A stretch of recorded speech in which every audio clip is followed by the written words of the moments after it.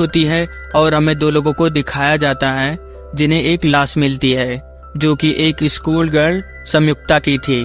किसी इंसान ने उसको बहुत बेरहमी से मार दिया होता है और उसे किसी कचरे की तरह फेंक दिया होता है। नेक्स्ट सीन में हमें कहानी के हीरो अरुण को दिखाया जाता है जो कि साइकोपैथ्स के ऊपर फिल्म बनाना चाहता था, लेकिन सभी लोग उसकी फिल्म को रिजेक्ट कर देते हैं और फैमिली की प्रेशर की वजह से उसे एक पुलिस की जॉब करनी पड़ती है। अरुण के जीजा भी पुलिस में थे और वो अरुण को पुलिस बना देते हैं जिससे अरुण अपनी फैमिली को सपोर्ट कर सके। अरुण अपने जीजा के साथ रहता था जहां उसकी बहन कोकिला और उसकी बेटी अम्मू भी साथ में रहती थी। स्कूल में कम मार्क्स आने से अम्मू की प्रिंसिपल उसे अपनी डैड का सिग्नेचर कराने को कहती हैं। तब अम्मू अपने मामा से ही साइन करने को बोलती है और उन्हें ही अपना डैड बनाकर अपने स्कूल ले जाती है, लेकिन अम्मू के डैड को ये बात पता चल जाती है जिससे वो अम्मू का स्कूल चेंज कर देते हैं। लेकिन उन्हीं बीच एक और लड़की किडनैप हो जाती है और उसके घर वालों को उसके पेट के गले में एक बॉक्स मिलता है जिसमें कि एक डॉल का कटा हुआ सिर होता है। उस डॉल को बहुत ही बुरी तरह से काटा गया था, उसकी आंखों को निकाल दिया गया था और उसके बालों को भी उखाड़ दिया गया था। अरुण को दोनों केस में सिमिलरिटी दिखती है क्योंकि दोनों लड़कियां स्कूल गर्ल थी। वो दोनों के उसी तरह से काटा गया था जैसे किलर ने संयुक्ता को टॉर्चर करके मारा था।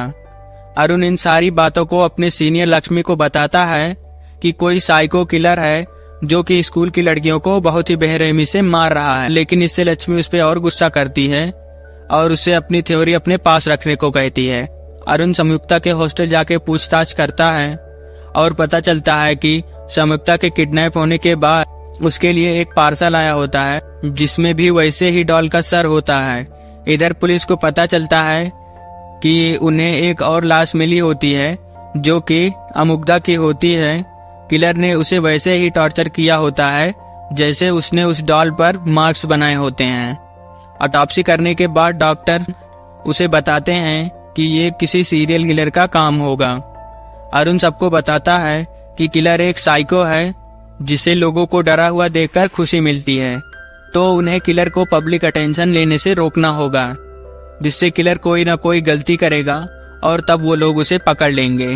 पहले तो सारे पुलिस वाले ऐसा करने से मना करते हैं, लेकिन बाद में वो लोग मान जाते हैं। इसके बाद एक और लड़की मीरा का किडनैप हो जाता है और अरुण को मीरा के टीचर बताती है कि लास्ट टाइम मीरा जिस ऑटो में गई थी उस ऑटो में एक रेड स्टार बना होता है।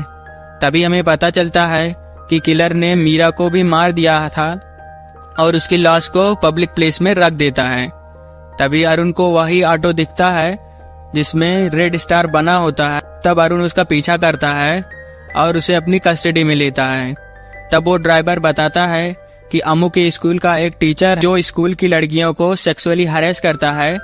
अरुण उसके घर जाता है लेकिन उसे बस उसकी तस्वीर मिलती है और उसे पता चलता है कि वो अम्मू की उसे इतना मारता है कि वो सीधे हॉस्पिटल पहुंच जाता है। बाद में वो बताता है कि वो लड़कियों को सेक्सुअली हरेस करता था लेकिन उसने किसी भी लड़की को नहीं मारा होता है।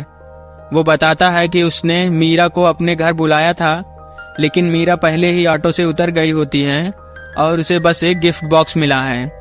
वो टीचर एक पुलिस को हॉस्टेज बना के भागना चाहता था लेकिन अरुण उसे गोली मार देता है जिससे उसकी वहीं पर मौत हो जाती है।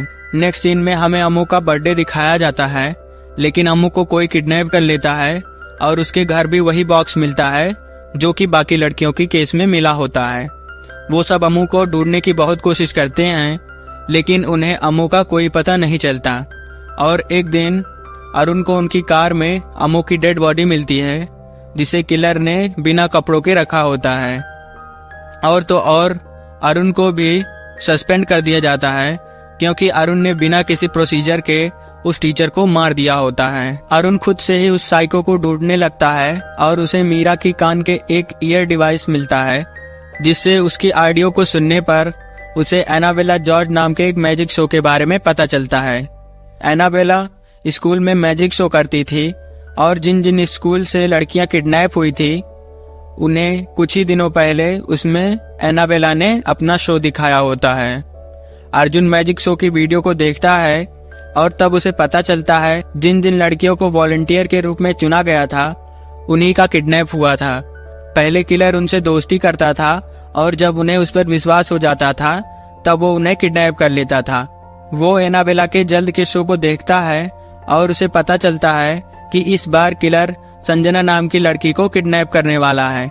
अरुण संजना की क्लास में जाता है और वो क्लास में सारी लड़कियों को अपना नंबर देता है और उन्हें कुछ भी अजीब लगने पर उस नंबर पर कॉल करने को कहता है।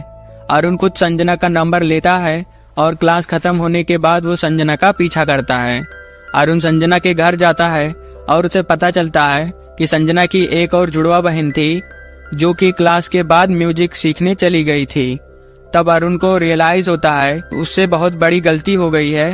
वो तुरंत अपनी टीम को संजना का पीछा करने को कहता है। इधर संजना को एनाबेला किडनैप कर लेती है और अपने घर के बेसमेंट में ले जाती है। संजना अरुण से कांटेक्ट करने की कोशिश करती है और अरुण संजना के फोन को ट्रैक करके किलर के काफी नजदीक आ जाता है। संजना वहां से भागने की कोशिश करती है लेकिन वो घूम फिर के वहीं आ जाती है। अरुण को एनाबेला के घर से आवाज आती है और वो वहां पर जाता है जिससे उसे वहां पर संजना मिल जाती है, लेकिन किलर वहां से भाग जाता है और उसे वहां पर एक तस्वीर मिलती है जिसके बारे में उसने एक न्यूज में पढ़ा था। वो उस तस्वीर को इन्वेस्टिगेट करता है और उसे केस के इन्वेस्टिगेशन ऑफिसर राजमाणिक्यम के बारे में पता चलता है और तब वो एनाबेला के पास स्टोरी को बताते हैं। वो बताते हैं एनाबेला का असली नाम मेरी फर्नांडिस था जो कि एक मैजिक टीचर थी। उनका एक बेटा था जिससे एक रेयर डिजीज थी जिससे वो हमेशा बूढ़ा लगता था। उसी वजह से क्लास के सारे लोग उसका मजाक बनाते थे, लेकिन क्रिस्टोफर से एक लड़की सोफी दोस्ती करती है और वो उसे अपना फ्रेंड मानती है। लेकिन क्रिस्टोफर को सोफी से प्यार हो जाता है और क्रिस्टोफर उसे अपना दिल की बात बताता है, लेकिन इससे सोफी उसे मना कर देती है और तो और क्लास के सारे लोग उसका बहुत मजाक बनाते हैं, जिससे क्रिस्टोफर बहुत डिप्रेस हो जाता है। एक दिन मैरी सोफी को एक बॉक्स देती है जिसमें एक डॉल का सिर रखा होता है जिसे बहुत ही बुरी तरह से काटा गया था। क्रिस्टोफर और मैरी मिलकर सोफी को मार देते हैं जिससे उन दोनों को जेल हो जाती है और कुछ दिनों बाद उनका कार एक्सीडेंट में डेथ हो जाता है और इस केस को क्लोज कर दिया जाता है। उन्हें लगता है कि मैरी किसी तरह बच गई है और वो एनाबेला बनके फिर से सबको मार रही है। अरुण मैरी को ढूंढने जाता है और तब माणिक्यम को एक क्लू मिलता है और तभी वहां पर मैरी आ जाती है और उसे मार देती है। अरुण एक कांस्टेबल की हेल्प से आज माणिक्यम के घर की फोटोग्राफ्स मंगवाता है और तब हमें मूवी का प्लॉट रिवील होता है कि क्रिस्टोफर मैरी बनके सबको मार रहा होता है। तभी अरुण को वीजी का फोन आता है और तब वो उसे बताती है कि कोई बूढ़ा आदमी उन्हें मारने की कोशिश कर रहा है। उसने खुद को तो लॉक कर लिया था, लेकिन वो कायल को अपने साथ ले जाता है।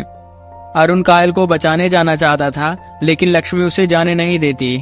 तब पशुपति लक्ष्मी के हाथ में हथकड़ी लगा देता है, जिससे अरुण फ्री हो जाता है और वो कायल को बचाने जाता है।